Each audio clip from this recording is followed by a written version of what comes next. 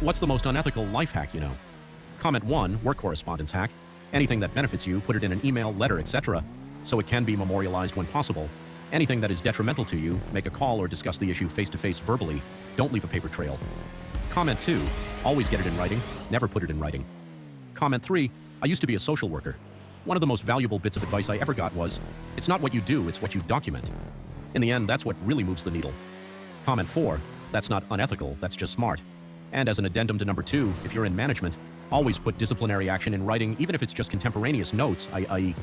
On February 22nd, counseled Duffman about proper internet usage due to Redditing at work. If there's enough that you need to escalate, you want a paper trail.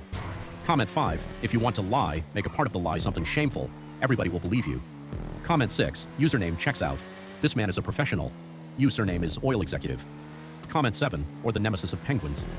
Comment 8, just before COVID, my son worked at a multinational that had posh reception areas with coffee machines, large TVs running the company's products and advances all day, and always smart receptionists. One day a van pulls up with 3 blokes in it, all in high-vis and clean smart workwear.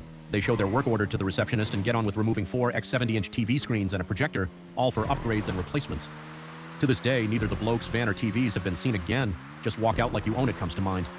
The receptionists were not sacked, but from then on, everyone who came to that facility had to be checked properly. Comment 9. I walked right through the front door of the Smithsonian Science Museum once at 8:30 a.m.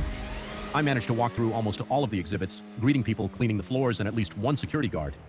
It wasn't until I went to the American History Museum after and had to stand in a long-ass line that I realized they opened at 10. Comment 10. I got lost looking for my meeting location at a Department of Defense facility and definitely ended up in a place I should not be. No one caught me, though I figured it out myself and walked back to the non-secure area. Comment 11. This goes with anything. I've worked in a hospital for 12 years now. The amount of doctors that come through each day that none of the nursing staff have regular interactions with to know is pretty high.